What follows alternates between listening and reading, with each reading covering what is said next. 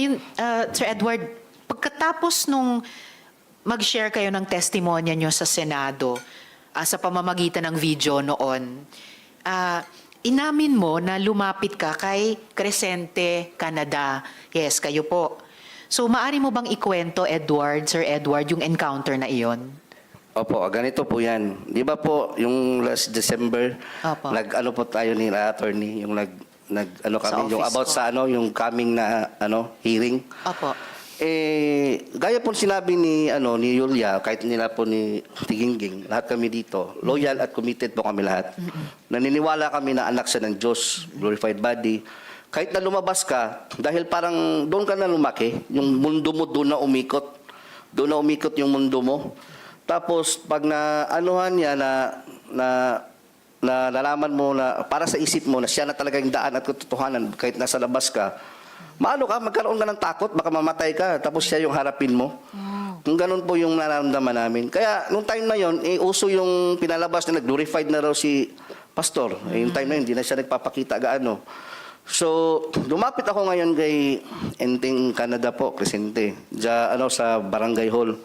Kasi baka sakali ako na totoo nga si Pastor, ko talaga, nakadecide talaga ako na lumapit. January 16 or 17, kung di ako nagkakamali. Nitong taon.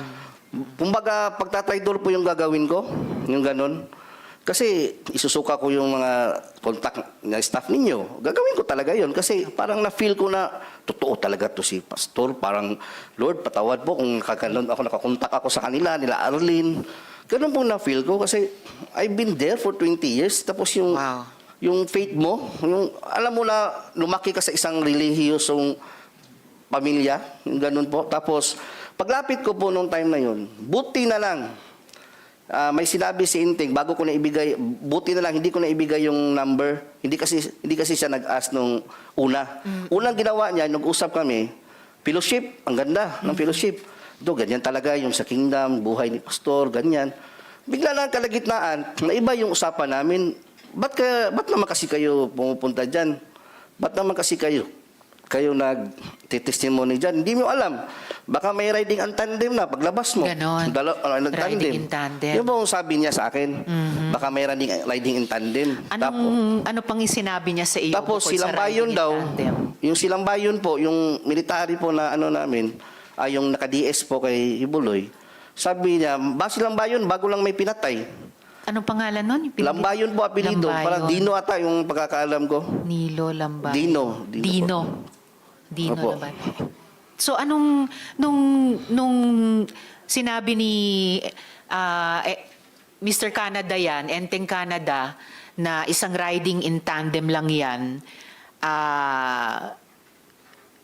tama ba na tinanong niya sino yung kausap mo sa mga staff ko? At nung binanggit niya yung riding in tandem, kaugnay ng mga staff ko, ano yung pagkaintindi mo sa tanong na yon at sa sinabing iyon? Ang pagkakaintindi ko po, na maaari kaming ipapatay kung papatuloy namin itong ginagawa namin.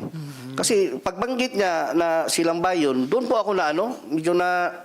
Kasi silang bayon po kasi, kasama ko yan sa Julo, na nangharas doon sa yung mga native doon, yung mga nakatira sa Julo. Ang mga lumad? Lumad po. Pumunta nga, yung ebidensya, marami tayong ebidensya. Yung si LJ Lindaan, yung sa James Angels, pumunta doon. Yung si dating chief ng Tibungko at Tugbok, si Alcala ba yun na pumunta din sa amin, interview. Ako yung kaharap. Yun po yung mga kasi silang bayon po kasi, nag-alias pa nga siya noon, alias Rico, tapos naka-wig siya. Alias Rico? Oo, nung ginamit niya doon sa Julo. And kanina nung Sir Edward, nung binabanggit nyo si Montagnipes at Jaruk, may binanggit din kayong usapin ng lupa. Ito rin ba ay kaugnay ng mga hinaras na mga lumad? Or Opo, kasali na yan sa Julo, buong ng Tamayo. Jolong. Julo, Sitio Julo. Sitio Jolo. Opo. Okay.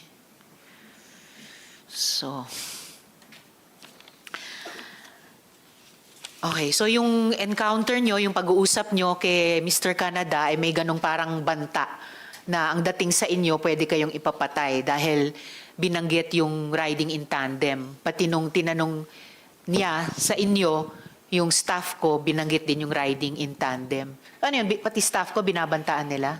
Hindi po, hindi naman talaga direct na ba. Kayo? Pero ano lang, parang ano lang ba, yung ano ka, pag ano ka dyan, iniksian lang, na ano, mayroong riding in tandem. Kaya na ano po ako, natakot din po ako nung sa mga kasamahan ko na staff, kasi konsensya ko rin naman, kung ibinigay ko yung numbers, nirason ko na lang na, ay, naiwan yung ano ko, nandoon sa isang cellphone ko yung ano, Apo. makontak kasi nagmamadali akong pumunta dito para makausap ka. Kaya, alam niyo po ba, pinag-isipan ko yun bago ako pumunta doon. Nagdalangin talaga ko, Lord, kung kalooban mo na totoo si Pastor, magaganap talaga ito, mangyayari talaga na babaliktad talaga ako. Buti na lang, naka-mention siya nung time na yun. Parang yun na yung ano ko eh. Alam mo yung masaya ka, nag-usap kayo, fellowship, tapos biglang gumagano, kumambyo. Yung saya mo, nabaliktad, na ano, na, uy, parang ano to Iba. Iba na to Mayroon namang inutusan ng si Simon. Kaya lahat ng napatay po nila, na mga kasamahan ko, sila Simon Tagnipes, sila Nanay Elsa Bolivar, si Raymond Pasyol, naaalala ko po doon sa ano ko, yung na-recall ko ba sa isip ko, bida to yung kawawa yung mga kasamahan ko. Si Elsa Bolivar na binanggit din ni Ate Gingging kanina, yung senior citizen. Opo. And then binanggit nyo ngayon si Raymond Fasiol, na binanggit mo rin dati sa Opo, video opo. interview nyo. Marami ba to, yung mga pinapapatay, no? Actually, mayroon pa po mga iba dyan na hindi ko po minention, baka ano na po yung magsabi. Opo. Mga ilan po sa pagkaalam nyo? Kaalam ko po, mayroon pa nga yung pastor under investigation po, yung isang pastor na ano pa po, yung si Dishera, yung apelidong Dishera, worker din po yun dati. Member o worker yun siya.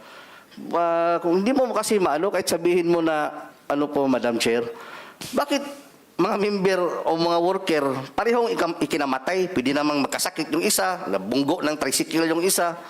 Pwede naman yun. Bakit puro baril? So, panay baril ang, pagbaril ang ikinamatay. Panay puro pagbaril yung yung kinamatay ng mga coincidence talaga.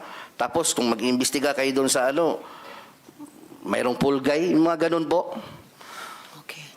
So, may mga fall guys pa. Na nahuli. Tapos hindi naman pala yung yung totoo, kumbaga hindi alam ng pamilya na may nahuli na pala sa sa mga suspect, yung ganun po na sinikreto ng police station. Alright. Dagan salamat, Edward. Paki-stay on para sa rest ng hearing natin.